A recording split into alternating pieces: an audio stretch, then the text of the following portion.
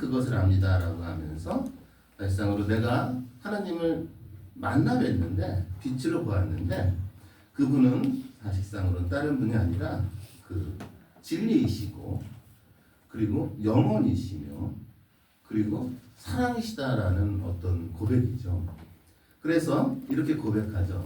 오 영원한 진리요 참 사랑이요 사랑스러운 영원이시요 당신은 나의 하느님입니다. 이렇게 되죠.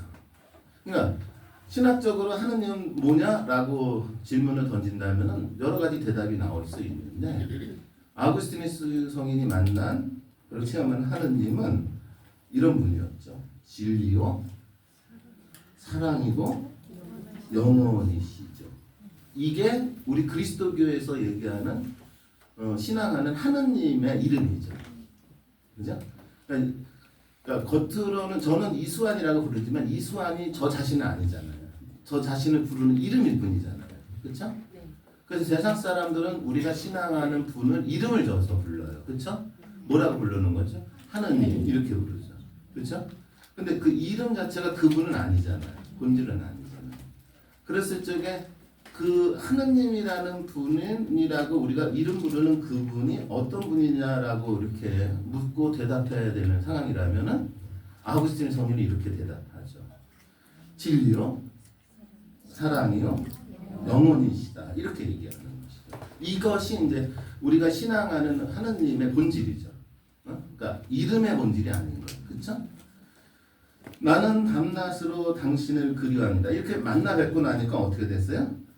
그리워지기 시작하는 거예요. 왜냐하면 이분은 진리고 사랑이고 영원이시기에 늘 그리울 수밖에 없고 당신께서는 저의 연약한 시선을 물리치시고 내 안에서 강력하게 불을 밝히셨습니다.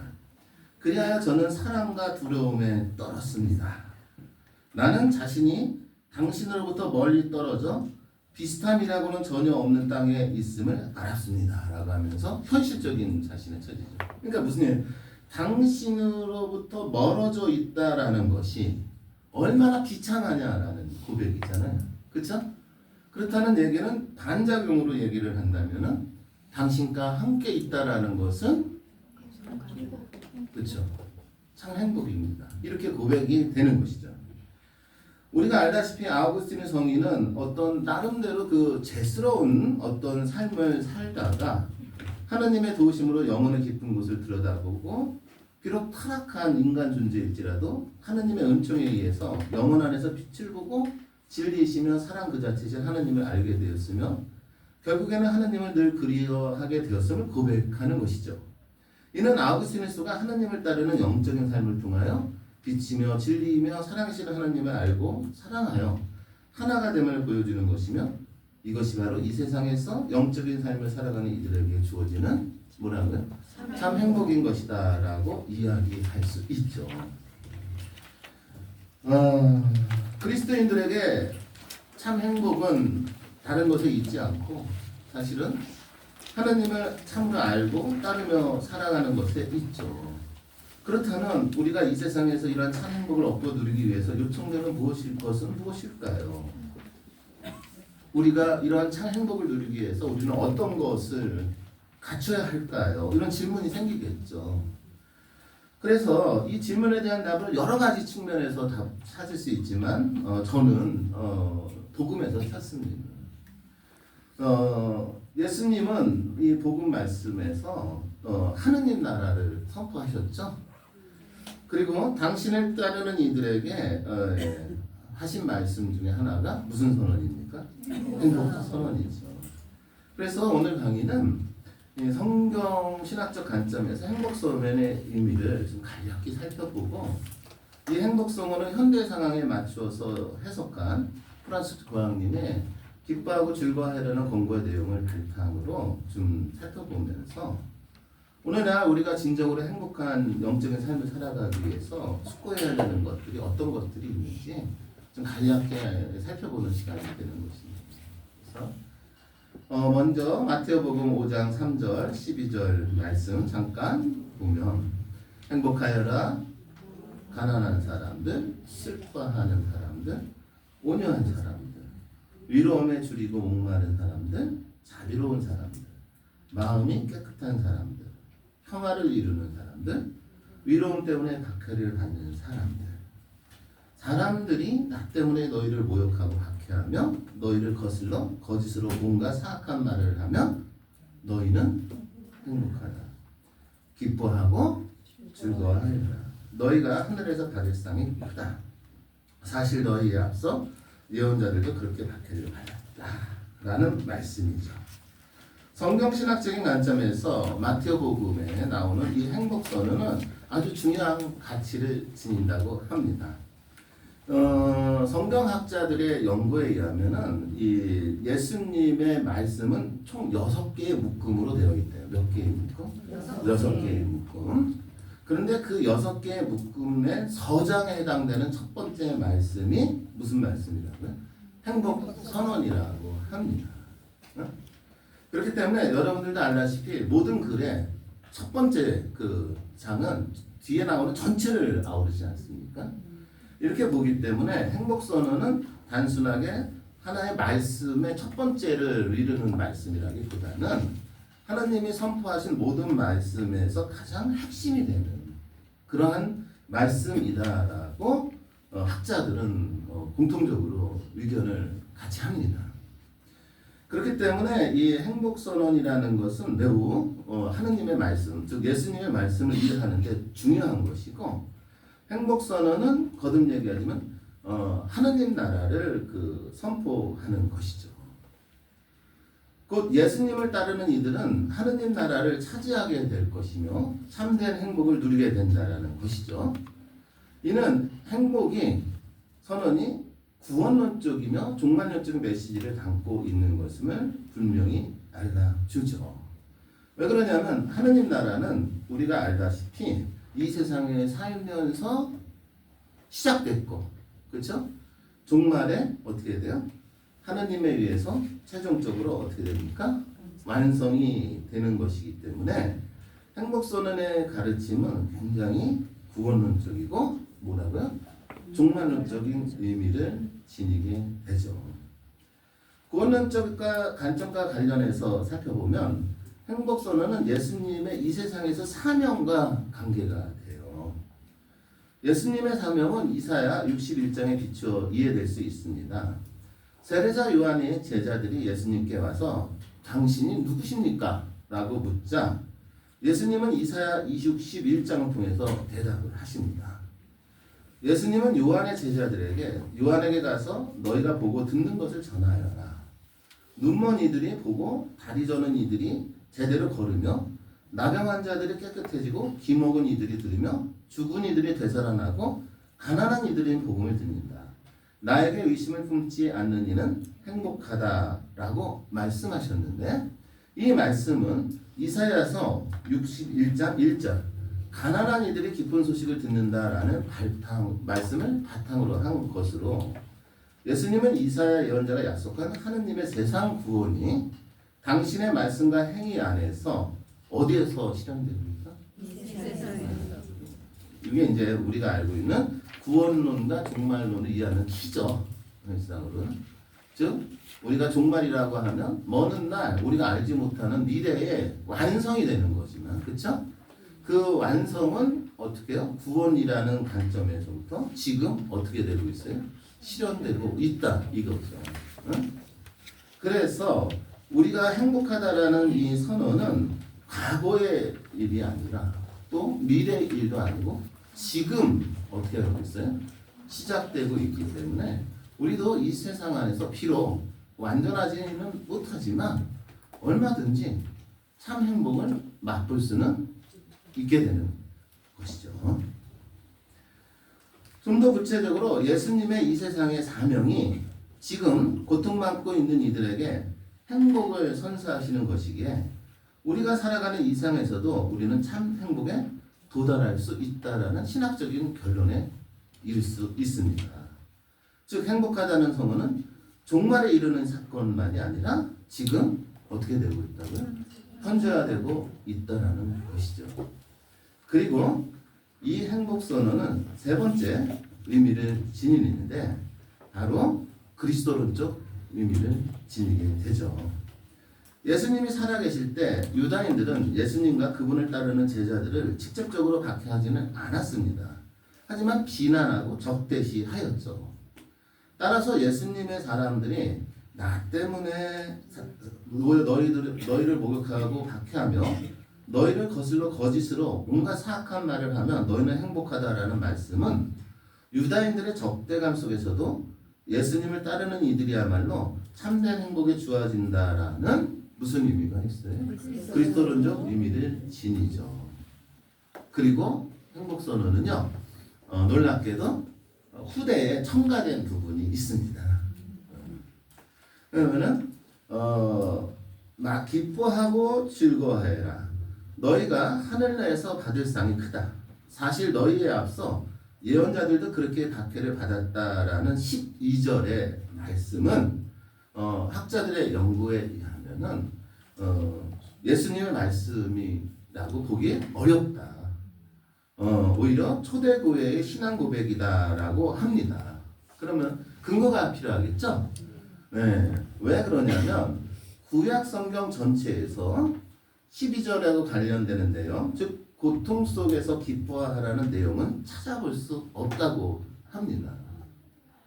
이러한 구절은 오직 어디에서만? 신약 성경에서만 발견되는데 그 구절들은 모두 예수님이 십자가상에서 죽으신 이후에 기록된 것으로 밝혀진 겁니다. 이해하셨죠? 네. 그러니까는 이 구절이 구약 성경에 없고 근데 신약 성경에 등장을 하는데 이게 등장한 그 구절들을 연구해 보니까는 예수님 살아생전에 쓰던 언어는 돌아가시고 나서 생긴 언어라는 것이죠.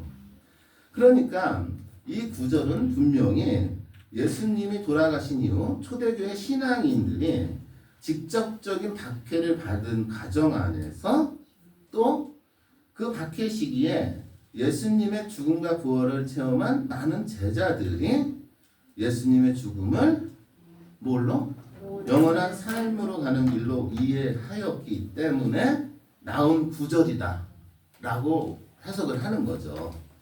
그렇기 때문에 제자들은 예수님을 따르기 위해서 당하는 자신들의 고통과 죽음도 무슨 삶으로? 영원한 삶으로 가는 과정이라고 생각하였다라는 것이 바로 학자들의 연구 결과이고 이렇게 돼서 십자가 신학이 완성이 되는 거예요. 그래서 십자가를 통해 어디에 이를 수 있다? 참 행복에 이르는 길임을 의미하게 됩니다. 됐죠?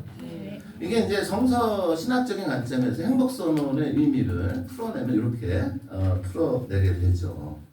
그러니까 결론으로는 이 행복선언은 사실은 종말에 이루어지는 완성되는 것이지만 지금 시작되었고 누구를 통해서? 예수 그리스도를 통해서 이루어지며 이 예수 그리스도의 사명이기 때문에 우리 교회의 사명이 되죠. 그리고 우리 교회, 우리 하느님을 따르는 신앙인들에게는 바로 그 길을 따르는 과정 속에서 고통을 받더라도 예수 그리스도를 통한 구원이 시작되었고 하느님에 의해서 완성에 이르기 때문에 고통도 뭐가 될 수 있다? 행복이 될 수 있다라는 개념이 여기서 생기게 되죠. 여기까지는 성서예요. 아셨죠?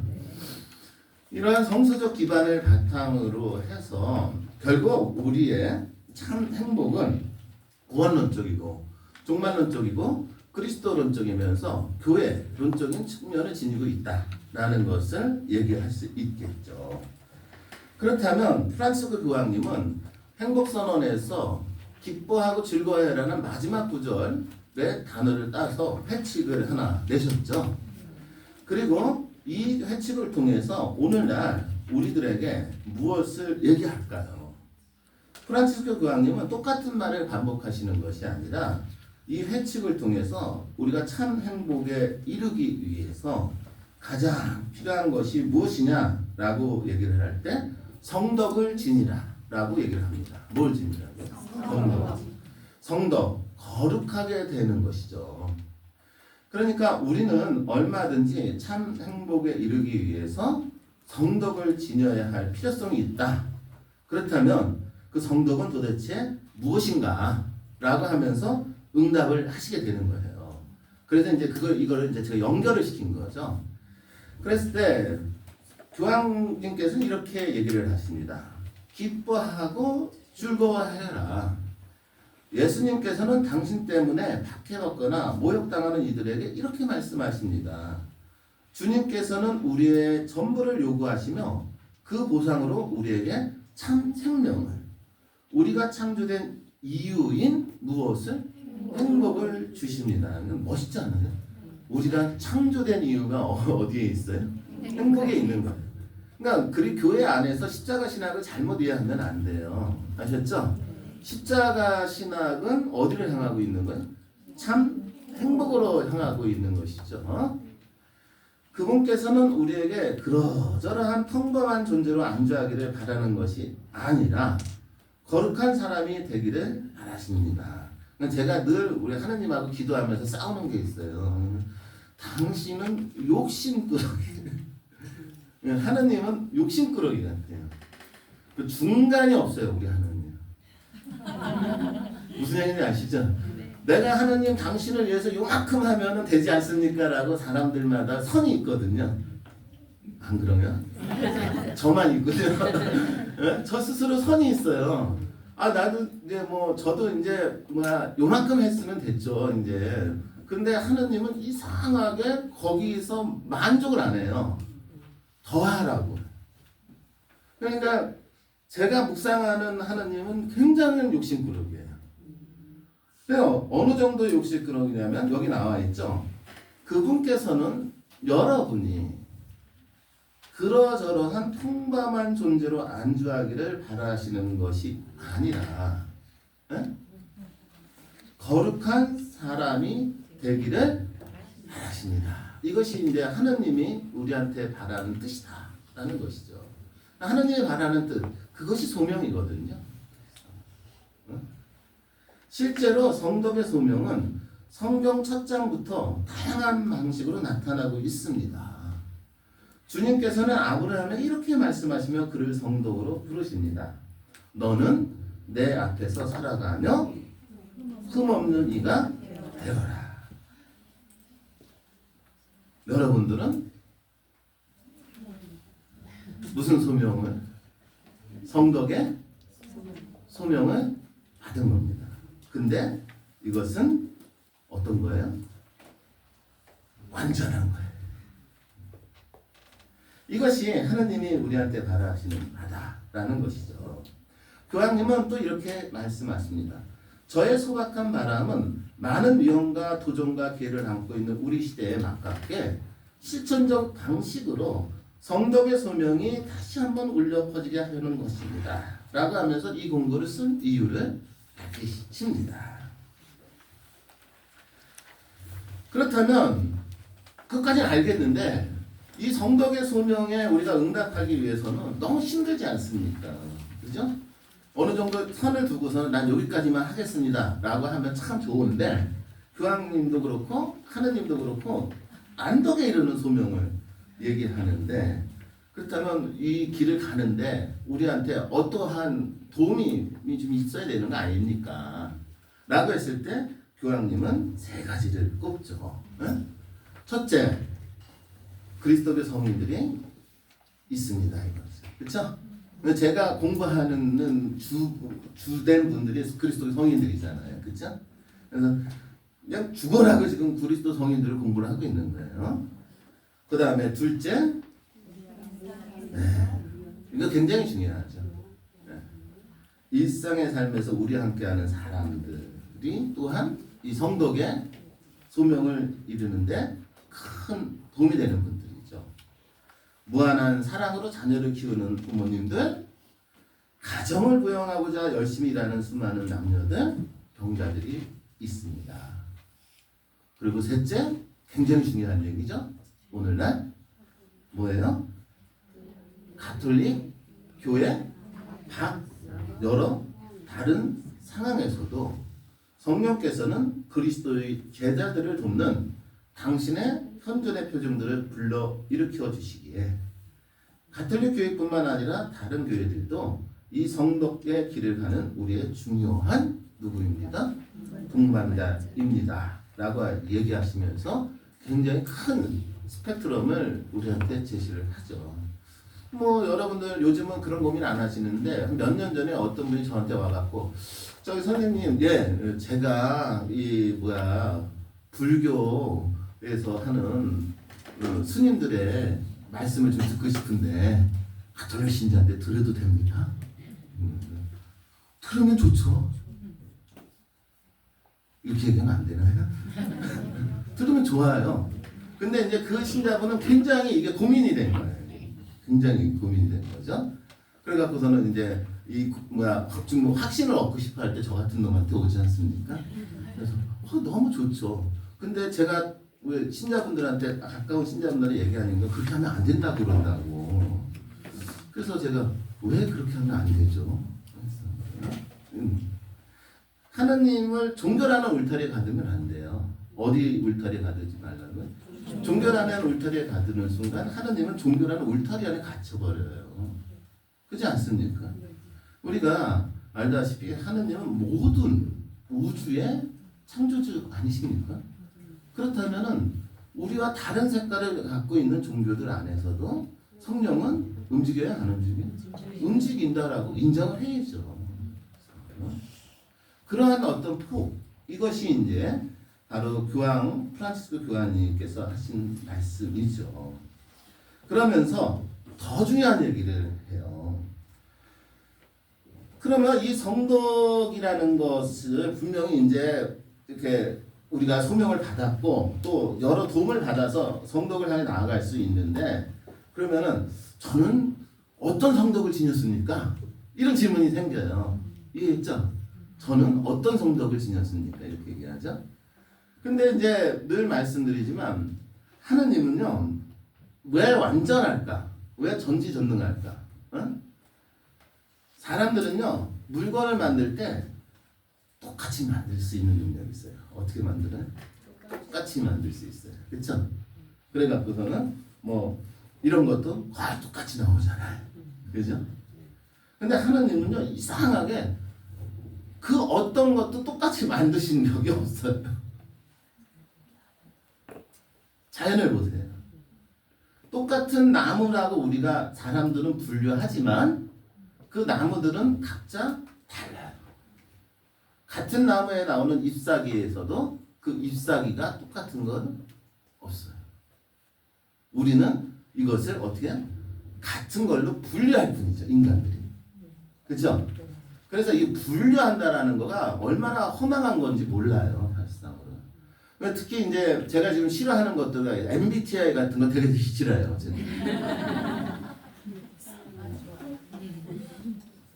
그 어떤 분류의 그 어떤 법칙을 통해서 사람들의 M이다, 뭐 T다, I다, J다 이런 얘기를 하고 있는데 아무리 봐도 그게 어떻게 그 사람의 본질을 보일 수 있을까? 그냥 그럴 것이다죠. 맞죠? 그렇기 때문에 그 정확한 건 아니죠. 자, 무슨 말씀을 하시는지 아셨죠? 네. 성덕의 소명은 고요합니다. 뭐라고요? 그러니까 수아테레사 성녀가 아빌라 성녀 테레사를 보고서는 그분과 같이 되고 싶었잖아요. 근데 절대 안 돼요. 왜냐면은 똑같은 가르멜 수도의 수도자이고 하느님을 따라가는 열망을 갖고 있어도 소아 테레사가 한테 주신 거하고 아빌라 성녀 테레사한테 준 것이 다르기 때문이죠. 그러니까 우리가 성덕을 향해 가야 된다라는 생각을 갖고 그분을 향해 간다라면 잊어먹지 말아야 될 것이 하나가 있는데 성덕의 소명은 뭐라고요? 고요한 것입니다. 라는 것이죠. 저는 성덕의 소명이 있어요. 어떤 걸 받은 것 같아요? 뭐 그거는 이제 부끄럽고요. 그거는 받은 게 아니고 저는 우리 집사람 얘기를 잘 들어줘요. 오늘 내 점심 먹으려고 하는데 오래간만에 우리 부인님께서 집에서 쉬시는 날이다.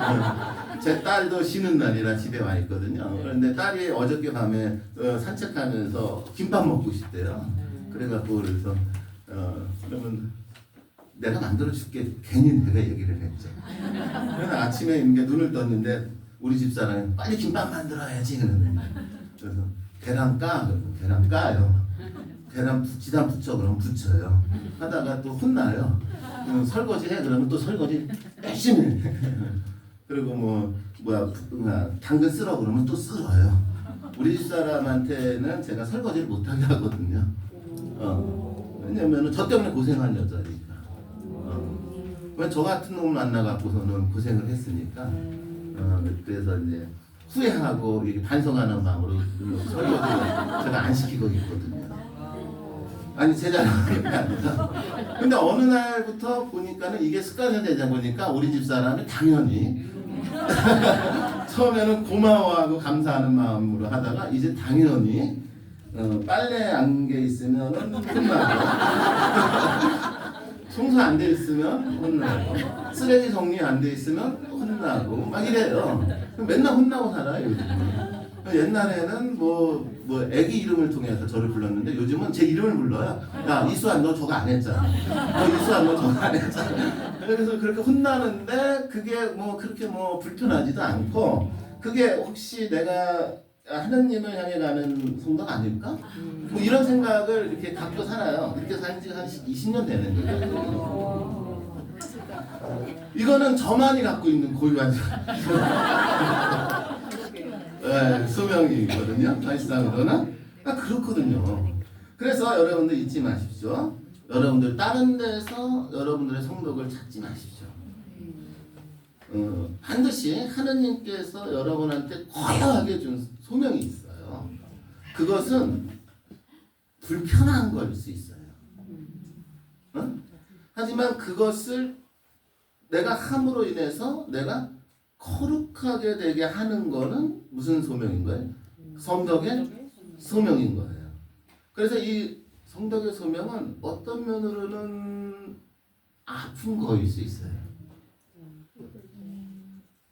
이해하죠? 네. 예를 들어서 어떤 형제들이 있는데 그 형제들 중에 유독 한 형제만은 치매 노인을 모시는 분이 있어요. 그것은 굉장히 고통스럽고 힘든 작업이거든요. 근데 다른 사람은 잘 못하는데 유독 어떤 사람은 해요. 무슨 일인지 아시겠죠? 그 아픔 속에서 이분은 사실은 거룩한 독이 잘하죠. 이것이 이 성덕의 고유함이고요. 둘째, 성덕의 소명은 사실은 성령께서 주신 뭐라고요? 열매인 것이죠. 그래서 이제 저는 우리 집사람한테 혼나도 좋아요, 괜찮아요. 마음의 흔들림이 없어요. 자, 이것이 성령의 열매가 아닐까라는 생각을 좀 많이 해봅니다. 그리고 셋째, 성덕의 소명은 사실은 예수 그리스도께서 이 세상에서 하시고자 하는 사명과 연결되어 있어요. 뭐와 연결되어 있어요? 사명과 연결되어 있죠. 제가 어젠가 그전가 어느 본당에서 강의를 했는데요. 이런 고백을 했어요. 저는요 그리스도교 신앙인으로 살고 있습니다. 그리고 앞으로도 그리스도교 신앙으로 살 것입니다. 왜 그럴까요? 제가 하나님이 계신다라는 확신은 아직까지 명확하진 않습니다. 근데 하나님이 안 계셔도 저는 그리스도인으로 살 것 같습니다. 왜냐하면 그리스도교에서 얘기하는 가르침이 양심, 정의, 함께, 사랑, 그리고 소외된 이들과 함께 한다는 가르침이기 때문입니다. 이렇게 얘기를 했어요. 무슨 얘기인지 아시겠어요? 그래서 그 어떤 가르침보다 이 오늘날 같은 이 상황 안에서 이 세상의 삶, 앞으로의 삶 안에서 중요한 그 어떤 인간으로서 살아가야 되는 가르침이 있어요. 자, 오늘날 우리들의 삶은 늘 유혹이 있고 도전이 있습니다. 그런데 교황님은 이러한 도전들은 주님께서 은총으로 우리를 새롭게 회개로 초대하시는 것이며 우리가 거룩하게 되는 빛이라고 합니다. 따라서 어려움 속에서 회개하면서 성덕의 소망에 응답하는 것은 그리스도인의 지상사명과 긴밀한 관계에 있으며, 즉 모든 이가 거룩한 사람이 되는 것은 하나의 사명이고, 이 사명은 그리스도에게서 출발해야 합니다. 그래서 교황은 성덕은 그리스도와 결합하여 그분의 삶의 신비를 체험하는 것이며, 이는 인격적인 유일무이한 방식으로 주님의 죽음과 부활에 결합하여 그분과 함께 계속해서 죽고 뭐하는 것이에요? 부활하는 것이다 라고 얘기를 하시죠. 그리고 이런 관점에서 성덕의 소명은 하느님 나라의 건설을 위한 성화 활동이 됩니다. 어떤 강의에서 이런 얘기를 했어요. 교회에 신자들이 많아져야 된다. 교회에 신자들이 많아져야 된다. 왜 많아져야 되느냐? 세상을 봐라. 그나마 교회에서는 아까도 얘기했던 대로 양심대로 살아라. 자신이 아파도 희생하며 살아라. 사랑해라 라고 가르쳐요. 그죠? 맞죠? 근데 오늘날 세상을 보세요.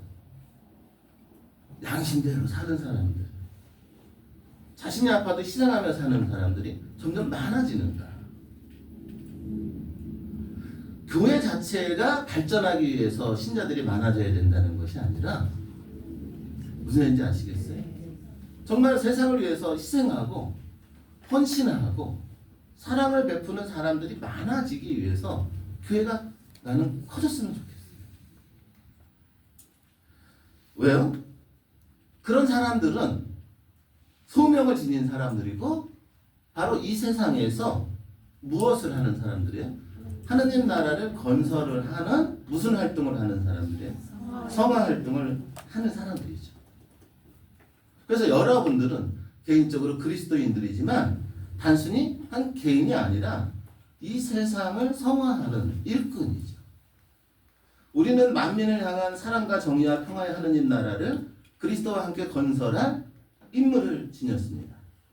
따라서 이 임무에 몸과 마음을 바쳐 최선을 다하지 않는다면 우리는 거룩한 사람이 되지 못할 것입니다. 그래서 교황님은 침묵을 사랑하지만 다른 이들과 교류는 회피하는 자세, 휴식만 취하려고 들고 활동은 거부하는 자세, 기도를 추구하지만 봉사는 폄하하는 자세는 이해했죠? 건강하지 않습니다 라고 얘기를 하시는 겁니다. 그래서 요즘 모든 사람들이 이런 얘기를 하잖아요. 기도와 활동은 함께 간다. 그렇죠? 맞죠? 왜 이런 얘기가 나오는 걸까요? 거듭 얘기하지만 그렇습니다. 우리 그리스도인들은요, 개인의 행복을 추구하는 사람들이 아니라, 행복 선언은 무슨 나라 건설이라고요? 하느님 나라 건설에 있고, 하느님 나라를 건설하는 데 있어서 우리는 거룩한 소명을 지니고 있기에 우리는 바로 하느님 나라 건설을 위한 모든 이가 되는 존재의 소명을 지니고 있습니다. 그런데 이것이 너무나 어렵죠. 그죠? 너무나 어려워요. 그러니까 항상 이 고통이라는 거가 미화될 수 없고, 아픔이라는 거가 그냥 이렇게 같이 평가절하될 수 없는 거예요. 사실상으로는. 그리고 사람마다 어떤 사람한테는 별거 아닌 것이지만 이 사람한테는 매우 큰 아픈 경우가 있어요. 무슨 얘기인지 알죠? 그렇기 때문에 우리가 어떤 사람을 만났을 때 이렇게 얘기하면 안 돼요. 그거 옛날에 나도 겪은 거야. 뭐 지나가면 괜찮아. 이게 위로가 될 것 같지만 사실상으로는 그 본인한테는 지금 굉장히 힘들거든요. 무슨 얘기인지 아시겠어요? 너무나 힘든 거기 때문에, 그래 너는 옛날에 겪어서 괜찮은 것 같지만 난 지금 굉장히 아파, 이거거든요. 사실은 그 모든 아픔은 우리를 두렵게 하죠. 그래서 교황님이 이렇게 얘기를 합니다. 더 높은 데를 바라보는 것을 두려워하지 마십시오. 하느님께서 사랑하시고 해방해 지켜주시는 대로 담대하게 잠신을 내어 맡기십시오. 성령께서 이끄시는 대로 자신을 내어 맡기는 것을 두려워하지 마십시오. 성덕은 여러분을 덜 인간답게 만들지 않습니다. 성덕은 여러분의 나약함이 은총의 힘과 만나는 것이기 때문입니다. 나약함이 뭐에서? 은총의 힘과 만나는 것입니다.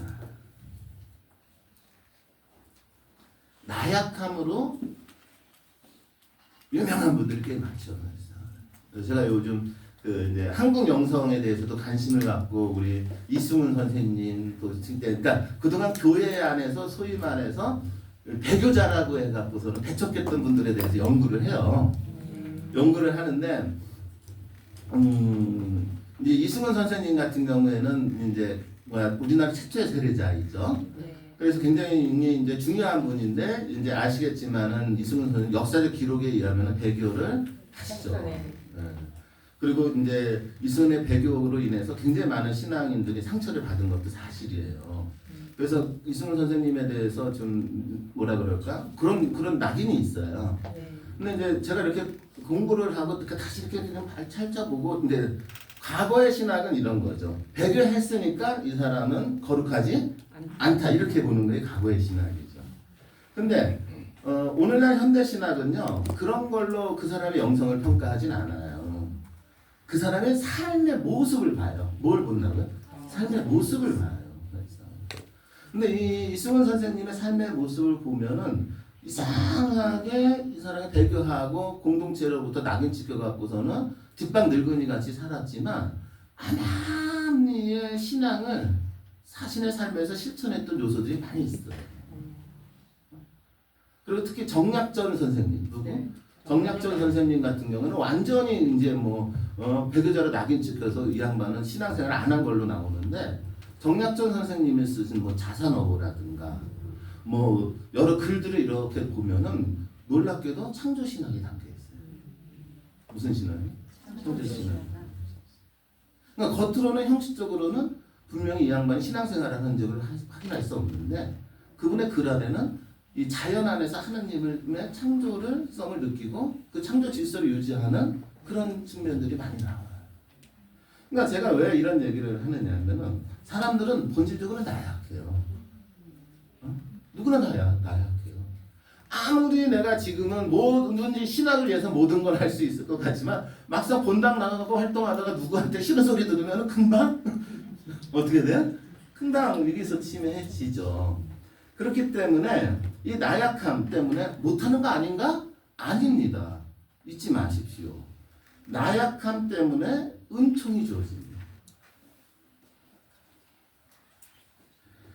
자, 이렇게 하시면서 이 성덕의 소명이라는 것이 본질적으로 무엇인지 이렇게 밝히셨어요. 그쵸?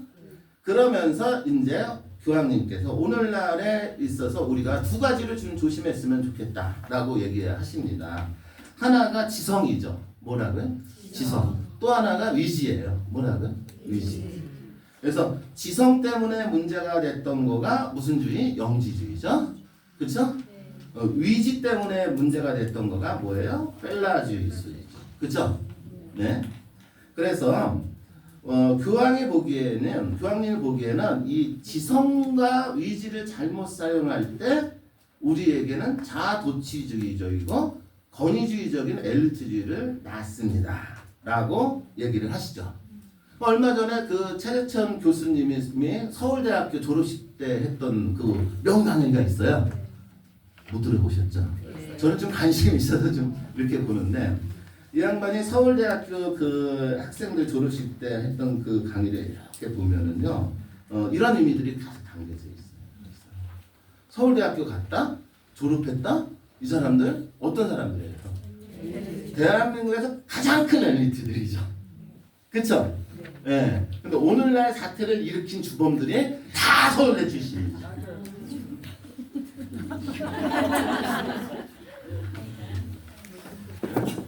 그러니까 우리가 이 지성이라는 거가 얼만큼 무서운 건지 아셔야 되는 거예요. 그래서 이성의 야만성이라는 단어가 있는 거거든요. 근데 이것이 오늘날 현대 세상의 문제가 아니라 지금 그리고 옛날에도 계속 반복되는 문제죠. 그 첫 번째가 영지주의죠. 무슨 주의? 영지주의. 한 사람의 완덕은 그가 지닌 정보나 지식의 양이 아니라 자, 뭐의 깊이에 가능한가? 사랑의 깊이에 가능. 여러분들 절대로 저를 존경하거나 존중하지 마세요. 이해했죠? 여러분들보다 조금 더 책을 더 많이 읽은 것 뿐이에요. 아셨어요? 그것이 존중의 대상이 되지는 않아요.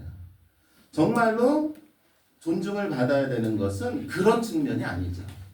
진짜 존중을 받아야 되는 것은 사랑이죠. 뭐예요? 사랑.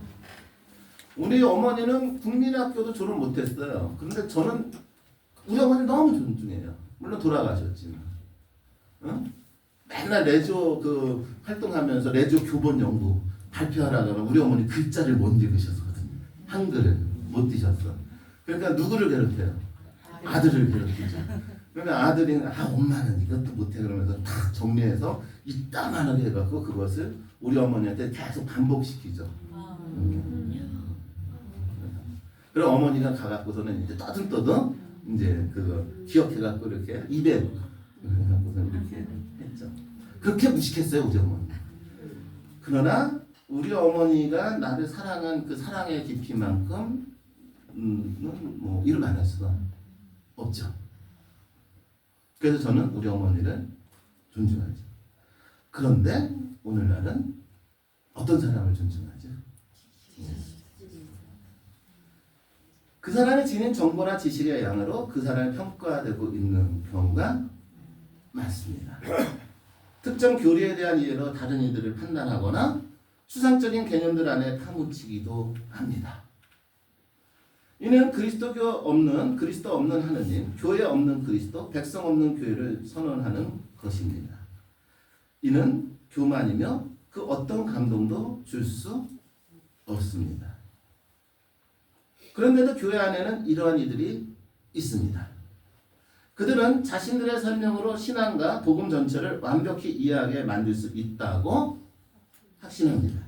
그들은 자신의 이론을 절대하고 다른 이들에게 그들의 사고방식을 무조건 따르라고 강요합니다. 더욱이 그러한 이들이 영성으로 위장할 때, 뭐로 위장할 때? 영성으로 위장할 때 특히 현혹할 수 있다고 경고합니다. 그래서 제가 늘 강의할 때마다 저 같은 놈을 절대로 모델하지 마시시오. 저 같은 놈이 나중에 가서는 무슨 짓을 할지 모르겠어요. 무슨 얘기인지 아시겠죠? 네? 근데 놀랍게도 교회 역사 안에서 영성사에서 여러 이단이 나오잖아요. 그 이단을 일으킨 주범을 찾아가면 다 신학자예요. 그것도 그 시대 굉장히 유명한 신학자들. 무슨 얘기인지 아시겠어요? 그러니까 여러분들 이 이론을 갖고 지성을 갖고 있다라는 건 큰 무기이고 동시에 이걸 통해 큰 선을 이룰 수 있죠. 그렇죠? 맞죠? 하지만 이것이 잘못될 경우에는 세상을 가장 강력하게 현혹할 수 있습니다. 왜냐하면 그들은 하느님과 하느님 은총의 신비, 삶의 신비를 조정하려 하기 때문입니다. 즉 하느님은 우리를 초월하시는 분이시고 언제나 놀라운 분이시기에 우리가 그분에 대한 모든 것을 알 수 없습니다. 예를 들어 하느님께서는 각 개인의 삶 안에 당신께서 바라시는 방식으로 신비롭게 현존하고 계시죠. 근데 우리가 추측해서 하느님이 어디에 안 계신지 혹은 누구는가는 실패했다든지라고 말할 수는 없습니다. 즉 교황님은 우리 이성의 한계를 직시하라는 것입니다. 교회 안에는 교리와 그리스도교 생활의 수많은 측면들을 해석하는 서로 다른 길들이 정당하게 공존하고 있습니다. 그런데 어떤 이들은 이 다양성을 무시하고 단일한 교리를 꿈꿀 수 있다는 것입니다. 실제로 교리는, 아니 더 정확히 말해서 교리에 대한 우리의 이해와 표현은 물음과 의혹과 질문에 낳는 역동적인 힘이 없는 닫힌 체계가 아닙니다. 인간의 물음, 고통, 투쟁, 꿈, 시련, 근심 이 모든 것은 우리가 강생의 원리를 진지하게 받아들이고자 할 때 간과할 수 없는 해석의 가치를 지닌 것들입니다. 그러니까 교리라는 건 해석할 수 있다. 뭐 할 수 있다? 해석할 수 있다. 제가 한 몇 개월 전에 어떤 분하고 한 20분 동안 아주 그냥 곤혹스러운 담화를 한 적이 있어요. 왜 그러냐면 이 양반은 교리주의자야. 무슨 주의자? 교리주의자인 거야. 그러니까 교리서에서는 이렇게 얘기 나와 있는데 선생님 왜 이렇게 얘기합니까? 근거가 뭡니까? 이렇게 얘기가 나오는 거예요. 네? 그러니까는 이제 이 답답함이 미루 말할 수가 없었어요. 어?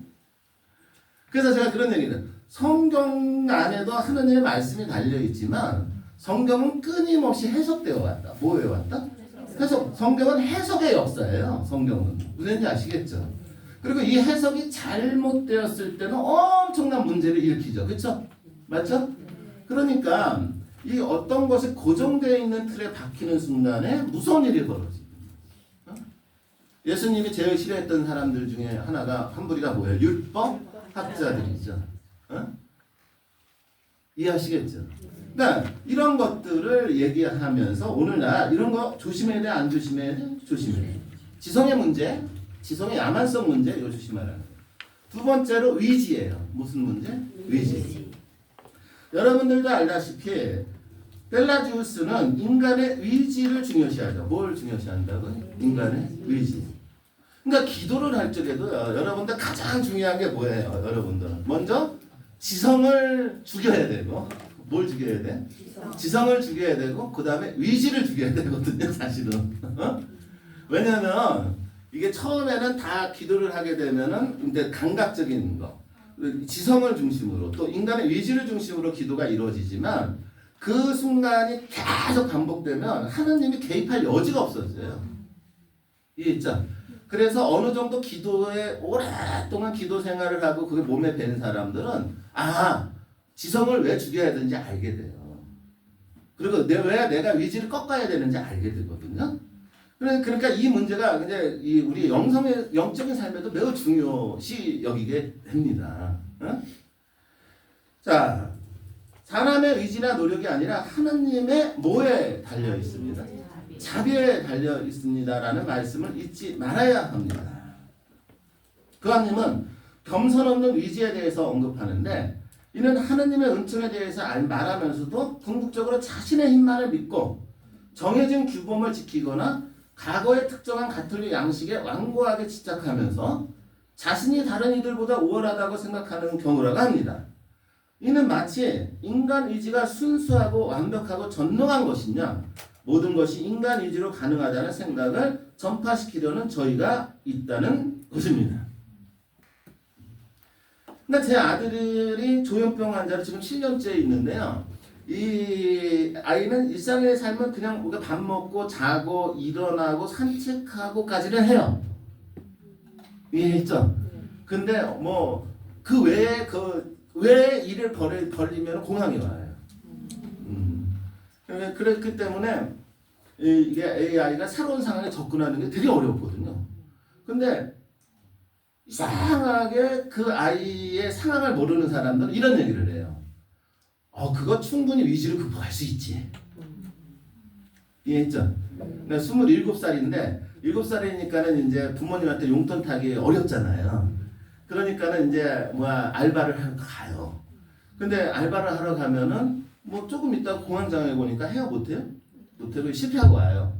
그럼 옆에서 조언해주는 사람들 뭐라고 해요? 너 충분히 위지를 할 수 있을 텐데? 위지를 돼요? 안 돼요. 아무리 해도 안 됩니다. 무슨 말씀인지 아시죠? 그러니까 인간의 의지라는 것 자체가 사실상으로는 모든 것을 할 수 있는 것이 아닙니다. 그럼에도 불구하고 위지를 중요시 여기는 사람들은 위지로 모든 것이 어떻다고요? 가능하다라고 얘기를 합니다. 정말로 그렇습니까? 그렇지 않거든요. 따라서 교황님은 우리는 하느님께 명하시는 바를 주시옵소서 원하시는 바를 명하소서라고 기도해야 하며 우리가 진심으로 아파하고 기도하면서 우리의 한계를 인정하지 않으면 은총이 우리 안에서 더 효과적으로 작용하는 것을 막아버립니다. 다른 말로 내가 뭔가 해요. 하다가 하느님 저는 안 돼요. 이거밖에 없습니다라고 고백을 하고 그리고 내어 맡기면 하나님께서 끌고 가요, 나를. 이해하시죠? 그게 의지를 내가 넣는 거거든요. 의지를 넣는 거.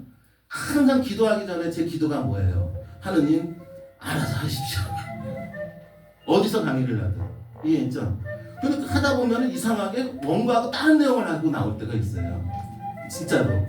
원고는 이런 내용인데, 근데 이걸 하려고 갔는데, 좀 더 엉뚱한 얘기를 하고 나와요. 그러면서 내가 왜 이랬지? 내가 미쳤나?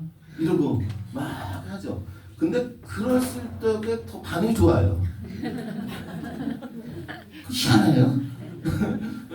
그냥 어느 순간 내가 이 강의를 여기서 이렇게 하겠다라는 것을 포기하는 순간에 하나님 내가 저를 갖고 막 이렇게 뭐라 그럴까? 꼭두가시 인형같이 끌고 다니는 그런 느낌을 받을 때가 있거든요. 여러분들도 아마 그러지 않을까 생각을 해봅니다. 그렇습니다. 모든 걸 할 수 없습니다. 하느님께 이렇게 내가 맡길 때 하나님께서는 우리를 이끄십니다. 하지만 오늘날 많은 사람들은 그래요? 그러지 못해요? 그러지 못하죠. 그렇기 때문에 교황님은 이것을 굉장히 위험스럽게 여깁니다. 그 다음에 여러분들 나눠진 프린트룰은 10쪽으로 가셔요. 10쪽의 첫 번째 자료. 교황님은 이렇게 얘기하면서 현대 펠라지우스뿐만 아니라 신펠라지우스, 자기의 노력을 통한 위아에게 인간의 의지와 그들 자신의 능력을 숭배하는 모습에 대해서도 언급합니다.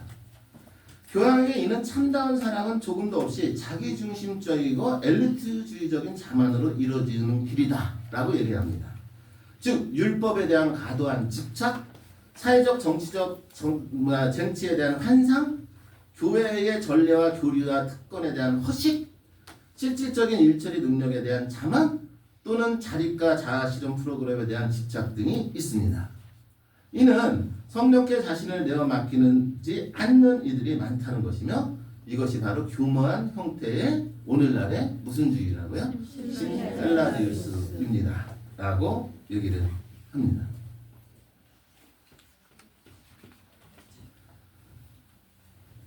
자, 대충 이제 뭘 조심해야 될까지 얘기했죠, 그렇죠? 네. 자, 그렇다면 교황님은 우리가 그래도 지녀야 하는 성덕은 무엇일까? 물론 성덕은 고유한 것이죠. 하지만 그 고유함을 찾아가는 과정 안에서 예수님의 말씀을 통해서 우리가 지녀야 하는 성덕을 연결시킵니다. 첫 번째 성덕, 마음이 어떤 사람들? 가난한 사람들. 이게 성덕인 거예요. 뭐라고요? 마음이 가난한 사람. 이게 성덕인 것이죠. 우리의 마음속을 들여다보아야 합니다. 그런데 실제로 마음이 부유하다고 생각할 때 우리는 그것에 자족하여 하느님의 말씀과 우리 형제 자매들을 향한 사랑을 담을 자리를 또는 삶에서 가장 중요한 것을 누릴 자리를 남겨둘 수 없습니다.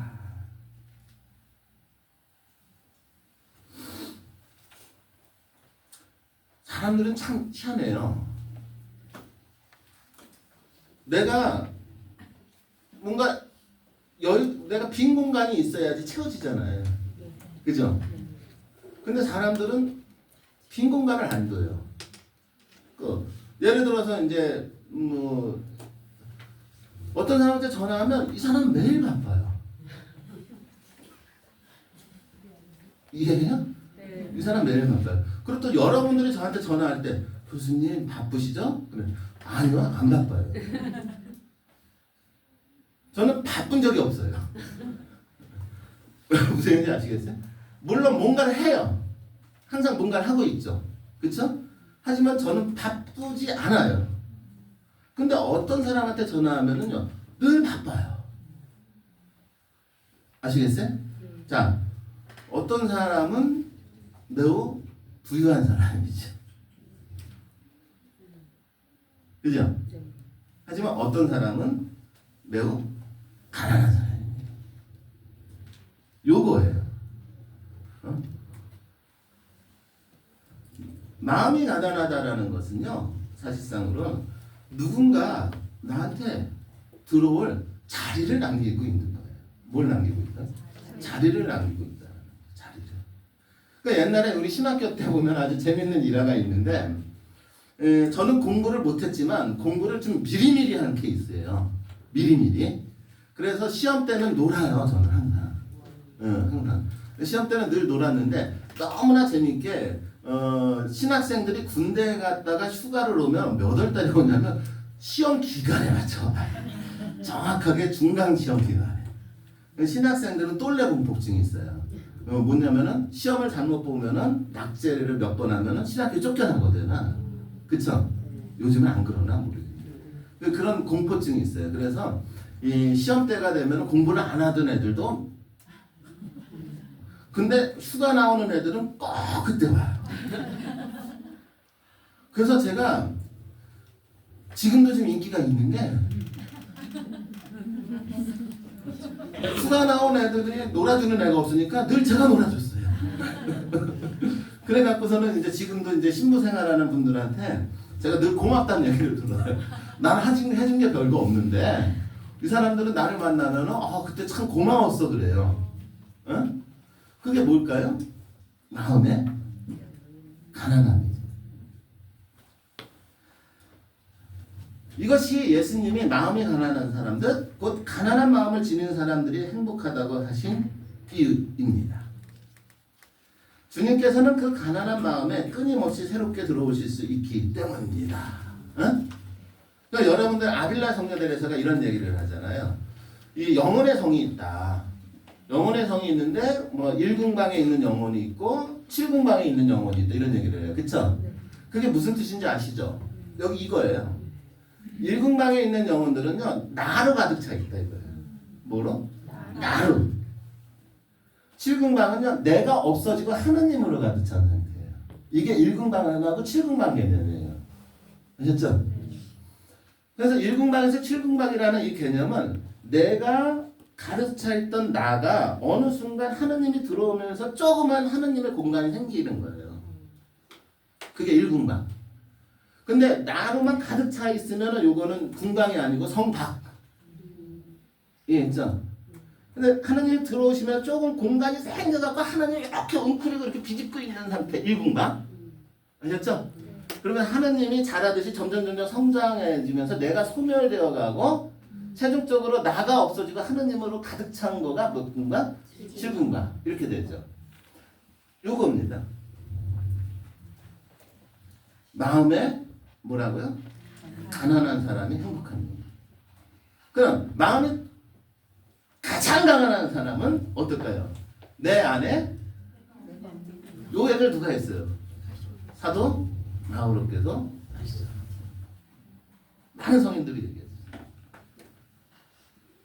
행복하여라. 무슨 사람들? 온유한 사람들. 자, 온유라는 거. 이것도 성덕의 일종이다 이거죠. 사실은 우리는 살아가면서 끊임없이 판단을 하죠. 결국 이 세상은 오만과 허영이 판치고 있습니다. 그러나 예수님은 온유함을 제시하십니다. 나는 마음이 온유하고 겸손하니 나에게 배워라. 그러면 너희가 안식을 얻을 것이다. 라는 마태복음 말씀. 완전한 사랑은 남의 허물을 잡아주고 남의 가호에 분노하지 않습니다. 라고 말씀하시면서 이 온유하다라는 말씀을 하셨습니다. 온유는 하느님께만 신뢰를 두는 사람들의 내적 성빈의 또 다른 표현입니다. 그럼 여기서 온유라는 뜻의 의미는 프란시스코 교황님 이렇게 해줬대요. 온유는 하느님께만 뭘 두는 거예요? 신뢰를 두는 사람들의 무슨 성빈인 거예요? 내적 성빈입니다.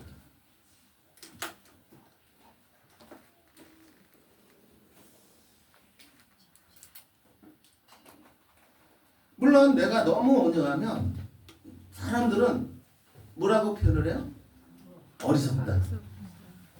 또는 나약하다라고 생각할 수 있습니다. 그러나 교황님이 놓아주십시오. 온유한 편이 더 낫습니다. 그러면 살아서 하느님의 약속이 성취되는 것을 볼 수 있기 때문입니다. 주님께 희망을 두는 이들은 땅을 차지할 것이고 큰 희망, 평화를 누릴 것입니다. 따라서 온유하고 겸손하게 응대하는 것이 곧 뭐라고요? 성덕입니다. 야, 온유라는 의미를 프란스 교황님 이렇게 해석을 하시네요. 즉 하느님께만 뭐하는 사람이야? 신뢰를 두는 사람들이죠. 이것은 일종의 내적인 가난함이라고 표현을 하는 것이죠. 이 청빈을 얘기할 때 여러 가지 차원에서 얘기를 하죠. 근데 이 청빈이라는 것은 그냥 여러분들도 알다시피 단순하게 내가 물질적으로 가난하게 사는 것을 얘기하지는 않아요. 그렇죠? 교회에서 얘기하는 이 가난이라는 것은 어떤 거예요? 내가 어떤 거에 집착하지 않고 하느님을 향하는 거죠. 뭐라고요? 어떤 거에 집착하지 않고 뭐예요? 하느님을 향하는 거가 가난의 의미이죠. 그러니까 수도자들이 왜 조금 가난하게 살아요? 그것이 중요하지 않고 당신이 중요하다라는 메시지죠. 사실상으로는. 그렇죠? 그것이 일종의 청빈이고 이러한 개념으로서 뭐든지 하느님께 신뢰를 두는 거 이거 온유하는 점. 굉장히 중요한 성덕이죠. 좀 슬픈 얘기해요. 행복하여라. 뭐하는 사람들? 슬퍼하는 사람들. 사실은 오늘날 그 문화를 보십시오. 오늘날 문화를 보면은 이 슬픔의 문화는 좀 없어요. 그렇죠? 네. 그래 갖고서는 이 보면은 재미있는 거. 그죠? 우리 딸도 누워서 잠자기 전에 쇼츠라는 거 아시죠? 그거 쫙 보면서 깔깔깔깔 그러면서 자요. 그렇죠? 그런 거는 쇼츠 하나 잘 만들면 돈 돼요. 300만 뭐 1000만 돼요. 그죠? 근데 이수환이 강의는요 60회 그리고 보다가 3분 만에 끊어지. 왜냐면은 이게 재미가 없어요. 재미가 없으니까 그냥 세상은 그래요. 그래서 세상은 슬퍼하는 걸 원하지 않아요. 세상은 고통스러운 상황을 외면하거나 무시해요. 또 덮어두거나 감춰버리죠. 그러나 십자가가 없을 수 없습니다. 사물을 참으로 존재하는 그대로 보고 고통과 슬픔에 공부하는 사람은 삶의 깊은 곳까지 다다를 수 있고 진정한 행복을 찾을 수 있습니다. 그는 예수님께 위로를 받습니다. 그런 사람들은 다른 이들의 고통을 함께 나눌 용기를 낼 수 있고 고통을 피하지 않고 고통 겪는 이들을 도와주고 그 사람들의 슬픔을 이해하며 그들에게 위안을 줌으로써 삶의 의미를 찾습니다. 여러분들도 다 경험한 거잖아요. 그렇죠? 근데 우리 아버님은 그냥 평생 알코올 중독자였어요. 근데 알코올 중독자였는데 평생 노가다 생활했는데 근데 노가다 했는데 노가다 판에 가서 맨날 술 드시고 오는 거죠. 술 드시고 오면 주무시면 좋은데 맨날 살림을 두들겨 패요. 근데 맨날 살림만 두들겨 패면 괜찮은데 엄마도 패. 엄마만 패면 괜찮은데 자식들도 패. 그래갖고서는 저는 맨날 우리 아버지 술주정병의 아버지한테 맞고 자랐어요. 얼마나 슬펐는지 얼마나 힘들었는지. 응? 고등학교 3학년 때까지 제가 그렇게 살았어요. 결국은 나중에는 술을 하도 드셔갖고 위에 빵꾸가 나갖고 술을 못 드시게 되니까 술이 끊어지더라고. 그러더니 돌아가실 때 알코올성 치매로 돌아가세요. 병원에서.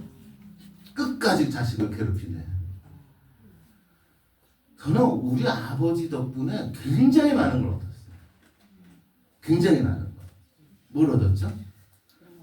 두들겨 맞는 아픔을 알아요. 그래서 두들겨 맞는 사람들을 보면은 정말 아파할 줄 알아요. 집에서 매일 쫓겨나는 거예요. 매일 쫓겨나니까는 갈 데가 없으니까는 성당에 가서 그 당시에 성체조배실에 문이 24시간 열려 있었잖아.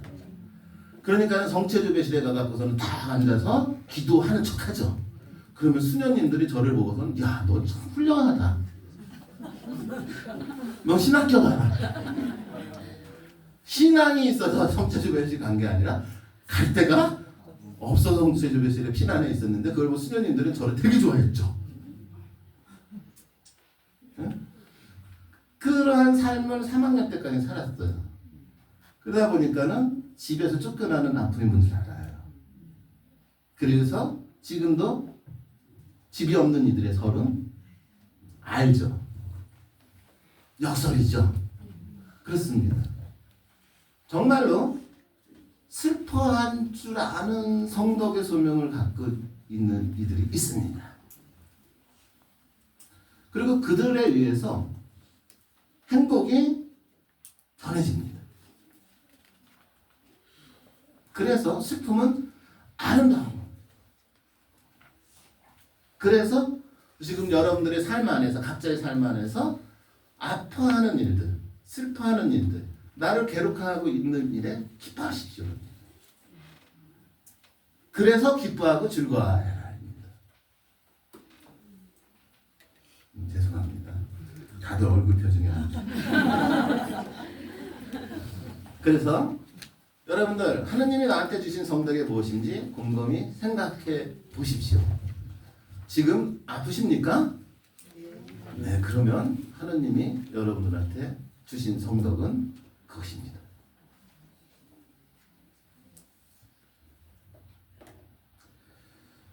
위로움에 줄이고 목마른 사람들.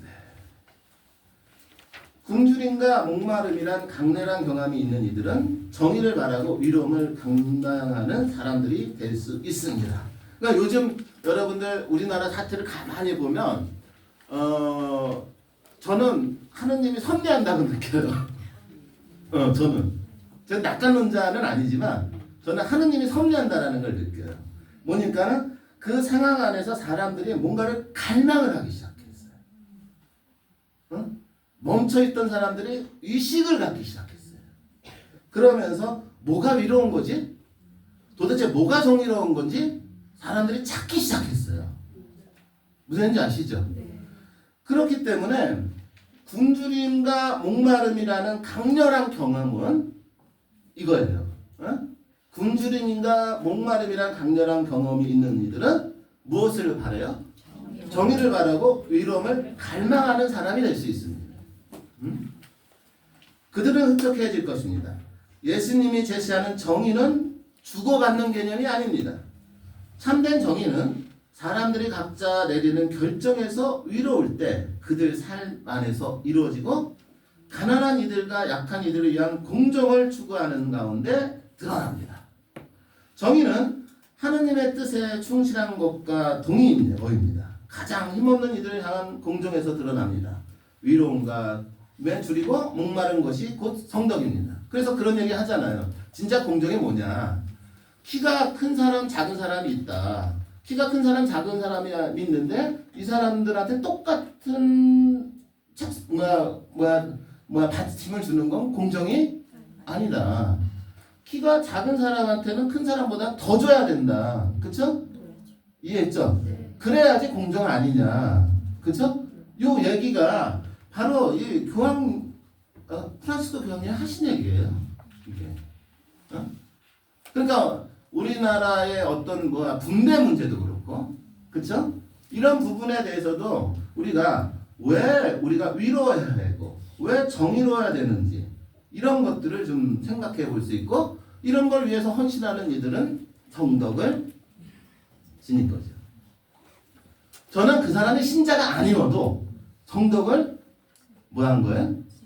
지닌 거고, 성덕을 살아낸다고 생각합니다. 행복하여라. 자비로운 사람들, 자비만큼 어려운 거 없지 않습니까? 다른 이들을 위하여 베풀고 도와주고 봉사하는 것뿐만 아니라 그들을 용서하고 이해하는 것도 자비입니다. 남이 너에게 해주기를 바라는 그대로 너희도 남에게 해주어라 라는 말씀이 이를 말해줍니다. 이 두 가지, 베푸는 것과 용서하는 것은 하느님의 완전하심을 조금이나마 우리 삶에서 재현하는 것을 의미합니다. 완전한 사람이 되는 것과 자비로운 사람이 되는 것은 연결됩니다. 우리는 용서하는 만큼 용서받으며 베푸는 만큼 받을 것입니다. 우리는 스스로를 용서받는 이들의 군대라고 생각해야 합니다. 자비로운 마음으로 보고 행동하는 것이 바로 뭐라고요? 성덕입니다. 이 용서의 문제에서도 우리 신자들이 제일 어려워하는 거죠. 용서의 문제. 용서는 언제 돼요? 철학자들이 막 용서에 대해서 이런 얘기 저런 얘기를 하지만은 제가 공부하고 제가 느낀 용서는 딱 하나에서 나와요. 용서받은 체험에서 나와요. 어디서 나온다고요? 용서받은 체험에서 나와요. 그러니까 이제 여러분들도 다 아시잖아요. 여러분들도 어렸을 때 성장할 때 엄마 돈 훔친 적 있죠? 없구나. 저만 훔쳐. 하여튼 100원 훔쳐갔다가 죽도록 맞은 적이 있는데 초등학생 때. 한번 훔치고 나서 엄청나게 두들겨 맞고서는 그냥 피눈물 흘리고서 그 다음부터 훔치면 안 되는구나를 배웠는데 살다 보면은 저희가 굉장히 많은 잘못들이 있어요. 그쵸? 근데 그 잘못들이 있을 때마다 제가 오늘날까지 있게 한 것은 내 앞에서 너를 용서한다라는 얘기를 한 적은 없어도 그죠? 나를 용서해 준 사람들이 계속 있었던 거죠. 지금도 마찬가지 아닌가요? 여러분들 듣기 싫은 강의인데 저를 용서하는 마음으로 열심히 들어주잖아요. 그러니까 여러분들의 그러한 마음 때문에 어디 가서 강의도 할 수 있죠. 그러니까 조금 나한테 뭔가 좀 싫은 소리, 조금 나한테 좀 내가 듣기 싫은 소리를 하더라도 크게 문제가 되지 않고 그 사람 평범하게 대할 수 있죠. 요거예요. 이것이 바로 자비로운 마음이에요. 무슨 마음이라고요? 자비로운 마음. 마음이 깨끗한 사람들. 아까 아우구스틴 성인 얘기했지만 아우구스틴 성인은 하느님을 자신 안에서 봤죠. 하느님은 우리 마음을 보십니다. 그 마음 안에 당신 법을 넣어주고자 하십니다. 우리에게 새 마음을 주고자 하시는 것입니다. 마음이 거짓으로 더럽혀진 것은 주님 보시기에 참된 가치를 지니지 못합니다. 주님께서 우리 형제자매들에 대하여 마음에서 우러나오는 헌신을 기대하십니다. 마음으로 하느님과 이웃을 사랑할 때 이러한 사랑이 공허한 말이 아닌 진정한 원인일 때 그 마음은 어떤 것이요? 깨끗한 것이며 하느님을 볼 수 있습니다. 마음이 깨끗하다라는 거죠. 마음이 깨끗하다. 저는 마음이 그래도 조금 깨끗해진 거예요. 그쵸? 우리 집사람 시키는 대로 다 하잖아요. 응? 마음으로 하느님과 누구를 사랑할 때? 이웃을 사랑할 때. 응? 이러한 사랑이 공허한 말이 아닌 진정한 원인일 때 그 마음은 어떤 겁니까? 깨끗한 것입니다. 여기는 굉장히 많은 분들이 계시는 것 같아요. 그렇죠? 평화를 이루는 사람들. 우리가 갈등의 원인이 되거나 오해의 원인이 되는 경우도 흔합니다. 이것은 평화를 무너뜨립니다. 그래서 행복하지 않습니다. 평화를 이루는 사람들은 참으로 평화를 만듭니다. 그들은 사회 안에서 평화와 우정을 다져나갑니다. 그들은 하느님의 자녀가 될 것입니다.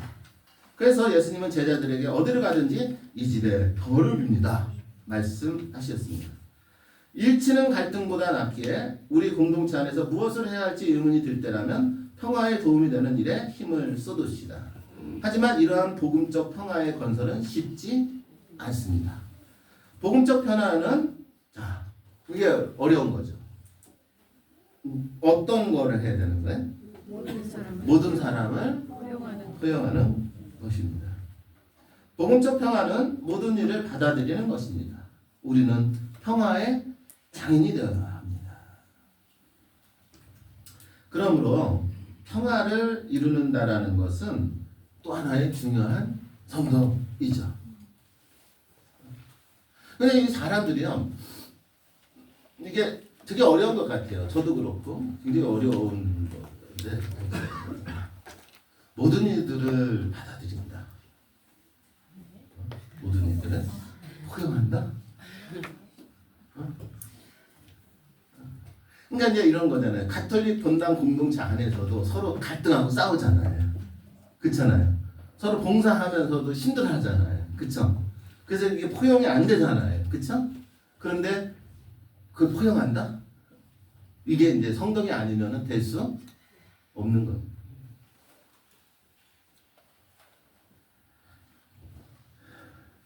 위로움 때문에 뭘 받는 사람들?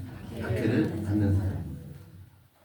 예수님은 세상에 도전을 하셨고 받게 받으셨습니다. 모든 것이 복음 실천의 후의적 일이라고 기대해서는 안 됩니다. 모든 사람이 제 강의를 듣고 후의적이라고 기대하지 않습니다.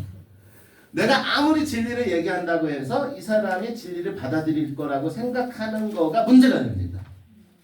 이해했죠? 이게 중요한 거예요. 그렇기 때문에 뭐 내가 좋은 걸 줬으니까 너도 당연히 나한테 좋게 대해야지, 이것도 문제인 거야. 이해했죠? 제가 영성 상담하면서 제일 어려운 게 이런 부분인 거야. 나는 이 사람이 너무 좋아서 그 사람한테 좋은 마음을 계속 표현했는데 이 사람이 맨날 나한테 거절을 한대. 어떻게 해야 되죠? 뭘 어떻게 해야 돼요? 그냥 그런 거지. 내가 당신은 그 사람한테 좋은 걸 줬다고 해서 그 사람도 당신에게 좋은 걸 줘야 된다고 생각을 해요. 그 자체 문제란 말이야. 이해했죠? 그냥 그런 거지. 그게 위로움이야. 그런 것들이 위로움이야. 그런데 사람들은 이상하게 그렇게 해. 그래서 위롭다. 그렇기 때문에 또는 박해가 되기도 하죠. 인간과 사회의 진정한 발전에 걸림돌이 되는 정치, 매체, 경제, 문화, 심지어 종교 제도들의 틀에 갇혀 참 행복의 실천에 어려운 일이 되고 오명과 위신과 조롱의 대상이 될 수도 있다 없다? 있습니다. 그러나 잊지 마십시오. 사랑의 계명을 실천하고 정의의 길을 따르면서 우리가 어떤 힘들고 고통스러운 경험을 하더라도 그 십자가는 성장과 성화의 원천입니다. 아빌라 성녀 데레사. 수도원이 잘못되죠. 사람들 기도를 이상하게 해. 그러니까 어떻게 해야 돼? 이러면 큰일 나겠다. 그래서 기도를 이렇게 하면 안 되니까는 기도에 대해서 좀 내가 좀 가르쳐야겠다. 기도를 좀 살아야겠다. 수도원을 개혁했다. 그러니까 어떻게 해요? 하여튼 거기 그 교회에서 엄청나게 아빌라 성녀들에서 공격하죠. 그러면서 뭐라 해요? 아빌라 성녀들 할아버지가 유다인이잖아. 그 당시에 유다인 혈통 정책을 다 잡아 죽였잖아. 그러니까 아빌라 성녀들에서는 쟤는 유다인 혼혈이야. 그러니까 쟤는 쫓겨내야 돼. 이런 공격을 받으면서 평생 살죠. 왠지 아시죠? 그러면 위로움 때문에 박해를 받았던 거죠. 그러면 그 과정 안에서 아빌라 성녀들에서 성화되죠. 근데 아빌라 성녀들에서 받은 성도의 소명 중에 하나는 바로 그거예요. 자, 이제 정리합니다. 교황은 이렇게 예수님의 행복선을 통해 성덕이 무엇인지 밝혀주시면서 너희는 내가 굶주렸을 때 먹을 것을 주었고 내가 목마랐을 때 마실 것을 주었으며 내가 나았을 때 따뜻이 맞아들여 또 내가 헐벗을 때 입을 것을 주었고 내가 병들었을 때 돌보아 주었으며 내가 감옥에 있을 때 찾아주었다라는 말씀이 우리가 성덕으로 나아가는데 중요한 기준이다. 뭐라고요? 기준이다. 그러니까 우리가 내가 지금 성덕이, 그러니까 내가 갖고 있는 것을 나 나름대로 성덕이라고 듣고 살아가는데 이게 내가 궁금하잖아. 내가 지금 제대로 성덕에 사는 건가 아닌가 식별하고 싶잖아. 이해했죠? 네. 그러니까는 이제 교황님은 이 식별의 기준을 갖고 이걸 얘기하는 거죠. 아셨죠? 네. 이건 식별 기준이에요. 아셨죠? 네. 그래서 이제 복음 말씀을 통해서 여러분들 얼마든지 이 식별을 하시면 돼요. 그런데 안타깝게도 우리가 이 복음 말씀의 핵심을 훼손하는 이념들의 오리에 빠질 때가 있습니다. 첫 번째, 분리주의입니다. 무슨 주의라고요? 분리주의. 우리 인류 역사를 보면 얼마나 분리주의가 심했어요. 남성과 여성. 아닌가요? 또 첫째 아들, 둘째 아들, 막내 아들. 그쵸? 또 가톨릭, 개신교, 자, 프란시스코 교황님 되셔갖고서는 우리나라에 왔었죠? 네. 왔을 때 종교 지도자들 만났죠? 네. 거기서 12명의 종교 지도를 만나요. 그쵸? 뭐라고 하죠? 형제들이요. 이렇게 표현하죠. 보셨죠? 네. 그렇습니다. 종교 다원주의, 교회 일치 얘기 안 해도 우리는 삶 안에서 우리는 이렇게 살아야 하죠. 복음의 요구들을 자신이 주님과 맺는 개별적인 관계, 주님과의 내적 결합, 주님 은총에 대한 열린 마음과 분리시키는 그리스도인들의 오류들이 있습니다. 이렇게 되면 그리스도교는 일종의 비정부 기구로 뭐라고요? 변질됩니다. 이렇게 비정부 기구로 변질된 종교 집단이 있잖아요, 지금. 그쵸? 굉장히. 그래, 나 부러워요. 그래갖고. 나도 그냥 조금만 좀 더 신자들한테 인기를 조금만 더 얻으면은 나도 나가갖고 신흥교회, 개톨릭교회 하나 만드는데 혼자 나가면은 좀 힘이 없잖아요. 그 친구 신부들 몇 명 꼬셔서 좀 데리고 나요. 여기 신학교에 있는 뭐 아주 뭐 유명한 마리아론의 덕스러운 체주하신 분님, 저기 구미동 본당 노이철 신부님 뭐 이렇게 몇 명 이렇게 가까운 신부님들이 있잖아요. 이 사람들 내가 꼬실 수 있거든요. 그러면 딱 몇 명 데리고 나가갖고 개톨릭교회 하나 만들어갖고서는 카드도 만들고 막 이렇게 할까 뭐 이게 분리주의. 이게 큰일 나는 거죠. 상대주의. 응? 다른 사람들의 사회 참여를 피상적, 현세적, 세속적, 유물적, 공산주의적, 대중영합적인 것으로 위협을 제기하는 사람들에게 나타납니다. 그죠? 우리가 이상하게 오늘날 생각하고 굉장히 많이. 마지막으로 무엇을 상실한 것? 다양성을 상실한 관점. 제가 이 강의 끝 어둠에 뭐에 대해서 강의를 할 거면 젠더 문제에 대해서 강의를 할 거예요. 무슨 문제? 젠더 문제. 사실상으로는 이 젠더라는 거가 여러분들 남성과 여성만 있는 거 아니에요. 성은. 아셨어요? 자연과학적으로 남성과 여성만 있지 않아요. 양성도 있었고 무슨지 아시겠어요? 중성도 있었어요. 그 오늘날의 문제가 아니에요. 인류 역사 시작 전부터 있었고 사람에게만 있는 것이 아니라 모든 동물과 사물에 다 나타나요. 이해하시죠? 그럼 어떤 동물 같은 경우에는 어떤 동물은 자웅동체도 있잖아요. 그쵸? 맞죠? 그러면 인간도 동물인데 인간이 진화하는 과정 안에서 유전적으로 그런 형질을 받았다면 분명히 그런 일이 벌어져야 안 벌어져요? 벌어지죠? 무슨 얘기인지 아시겠어요? 그런데 어느 순간서부터 역사 안에서 다양성을 상실했어요.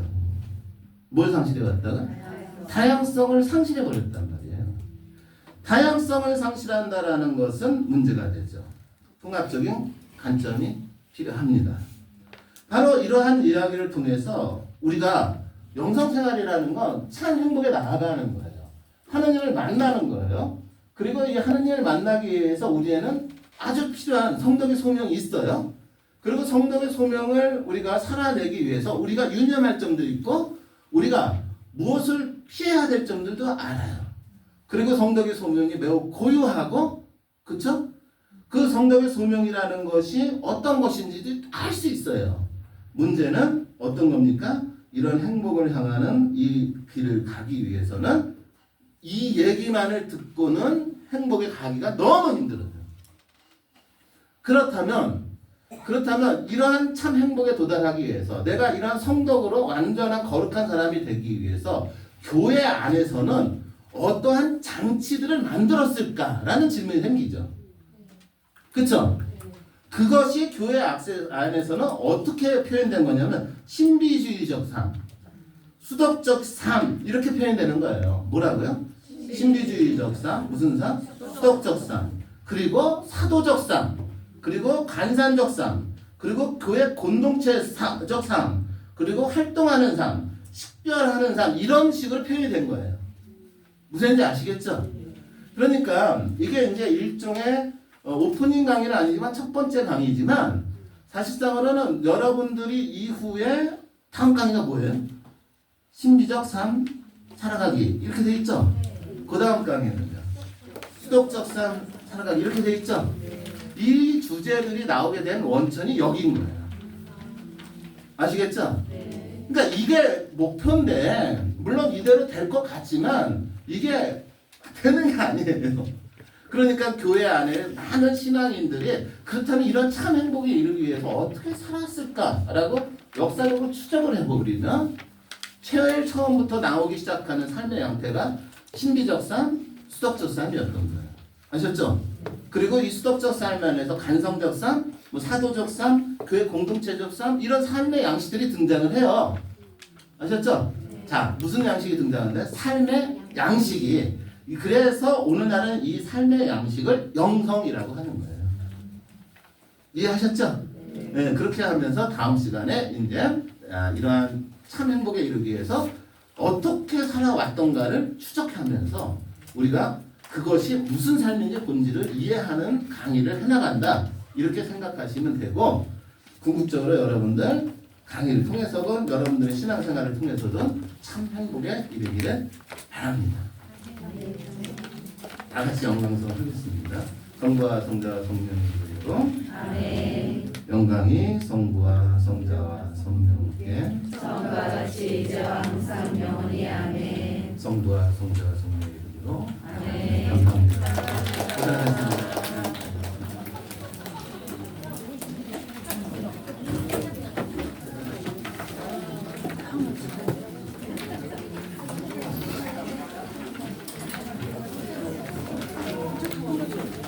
그래요? 고맙습니다. 이것도 챙겨야 돼서. 껐나요?